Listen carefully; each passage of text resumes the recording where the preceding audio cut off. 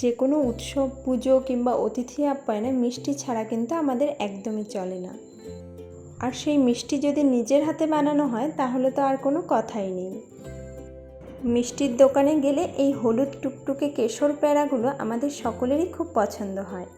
Perfect টেক্সচারের পাকা আম ও কেশর দিয়ে এই মিষ্টিটা আজ ঘরেই বানাবো। নমস্কার বন্ধুরা, আমি পূজা রান্না করে সকলকে। পাকা আমের মরশুমে তো আমরা বাড়িতে নানা রকম মিষ্টি বানিয়ে থাকি।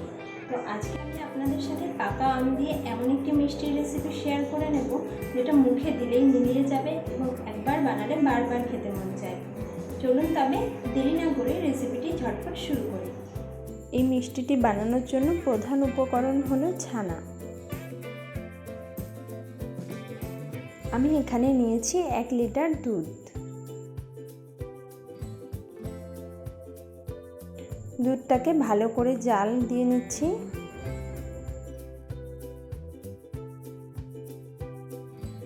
একটি বোলের মধ্যে 2 চামচ ভিনেগার আর 2 চামচ জল মিশিয়ে নিলাম। ভিনেগার ও জলের মিশ্রণটা ফুটন্ত দুধের মধ্যে দিয়ে দিচ্ছি।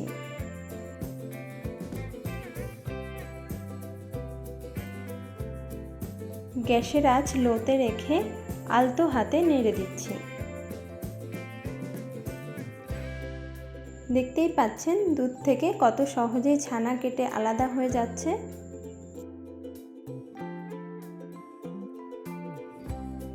এবারে একটি স্ট্রেনারে নিয়ে ছানাটাকে ছেঁকে নিতে হবে।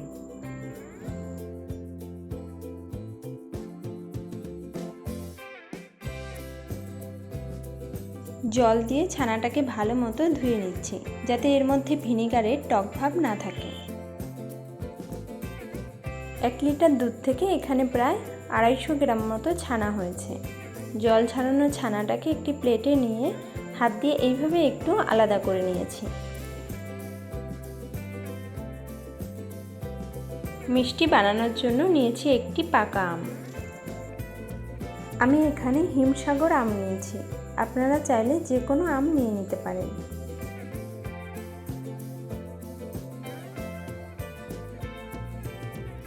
ছুরি দিয়ে কেটে নিচ্ছি।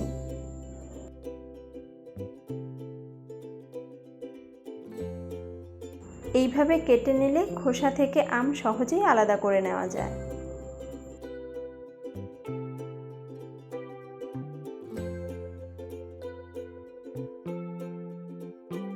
এরপর চামচ দিয়ে তুলে একটি বোলের মধ্যে নিয়ে নিচ্ছি।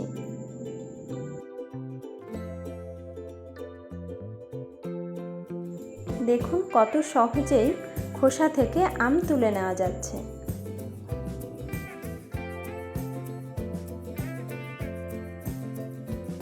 মিক্সির জারের মধ্যে আমের টুকরোগুলো নিয়ে নিচ্ছি।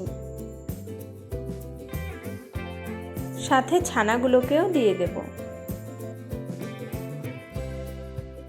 যেহেতু মিষ্টি আম নিয়েছি তাই এখানে 100 গ্রাম মতো চিনি নিয়ে নিলাম। 1 কাপ দুধ নিয়ে নিচ্ছি। এটা আমি জাল করে ঠান্ডা করে রেখেছিলাম। মিক্সার গ্রাইন্ডারে সব কিছুর স্মুথ পেস্ট তৈরি করে নিয়েছি।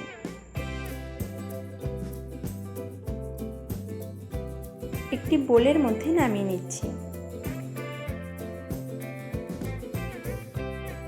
দেখুন পেস্টটা ঠিক এই রকম হবে।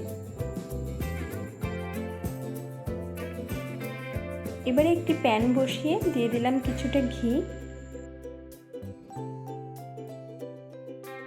ঘি ভালোভাবে মেল্ট হয়ে গেছে। এবারে 1 কাপ দুধ দিয়ে দিচ্ছি।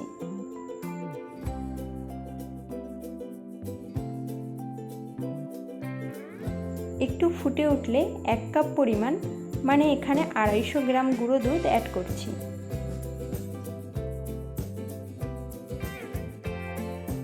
গুঁড়ো দুধটাকে ভালোভাবে মিশিয়ে নেব।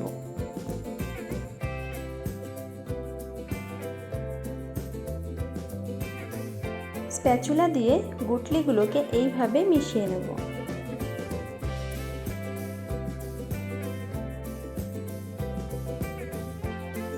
দেখুন খুব সুন্দরভাবে গুঁড়ো দুধটাকে লিকুইড দুধ ও ঘিয়ের সাথে মিশিয়ে নিয়েছি।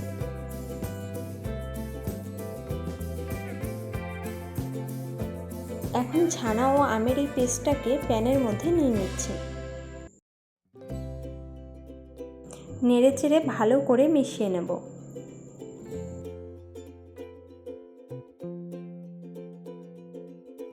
এই সময় গ্যাসের আঁচ কখনো মিডিয়ামে কখনো লোতে রেখে কন্টিনিউ নাড়াচাড়া করতে হবে।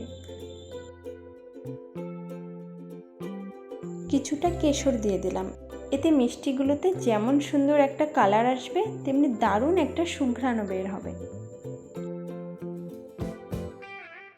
স্যাফরনটাকে খুব ভালোভাবে মিশিয়ে নিচ্ছি।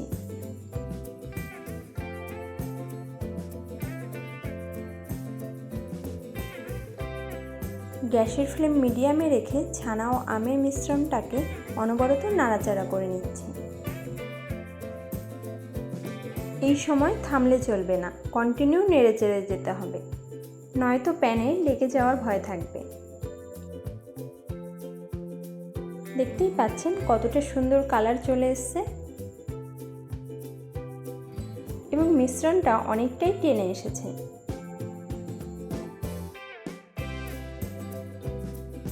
দেখতেই পাচ্ছেন এখন ঠিক এই রকম হয়েছে।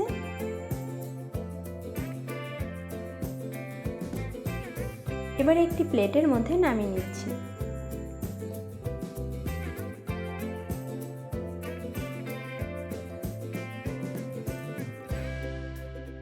পাকা আমের সন্দেশ খুব সুন্দরভাবেই তৈরি হয়ে গেছে। এখন হালকা ঠান্ডা হওয়ার জন্য অপেক্ষা করব।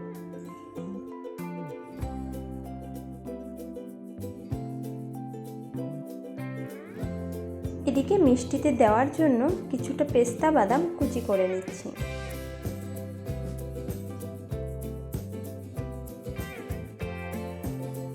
আমের সন্দেশ হালকা ঠান্ডা হয়ে গেছে। হাতে সামান্য ঘি মেখে নিয়েছি।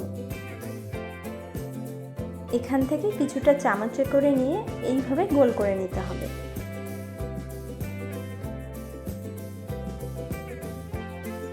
একইভাবে আরও একটি তৈরি করে নিচ্ছি।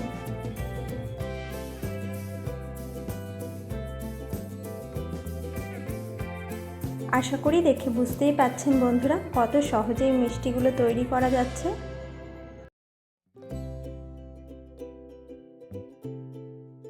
একে একে সবগুলো তৈরি করে নিলাম।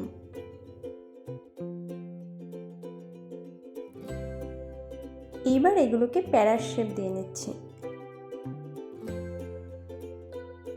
আপনারা আপনাদের ইচ্ছে মতো যে কোনো শেপ দিয়ে নিতে পারেন। এইবার সুন্দর করে সাজিয়ে নেব। ওপরে একটি করে পেস্তা কুচি দিয়ে দিচ্ছি। সবশেষে প্রতিটির মিষ্টির মাঝে বসিয়ে দিচ্ছি জাফরানের সূক্ষ্ম সুতো। দেখুন মুহূর্তেই মিষ্টিগুলোতে কত সুন্দর এবং প্রিমিয়াম লুক চলে এসেছে। আর জাফরানের মনোমুগ্ধকর সুগন্ধ এই কেশর প্যারার স্বাদ অনেকটাই বাড়িয়ে দেয়। শুধু স্বাদেই নয়, এই ছোট্ট গার্নিশিং মিষ্টিগুলোকে দেখতেই পাচ্ছেন কতটা রাজকীয় এবং আকর্ষণীয় করে তুলেছে। এত সহজে আর কয়েকটি মাত্র উপকরণে এই মিষ্টিগুলো যে এত সুন্দর তৈরি করা যায় না দেখলে বিশ্বাসই হতো না।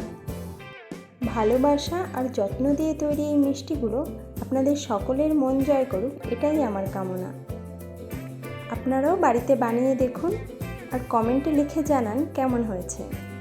আজকের এই অসাধারণ মিষ্টির রেসিপি যদি ভালো লাগে তাহলে প্লিজ একটি লাইক, শেয়ার এবং চ্যানেলটি সাবস্ক্রাইব ও ফলো করে পাশে থাকার অনুরোধ রইল।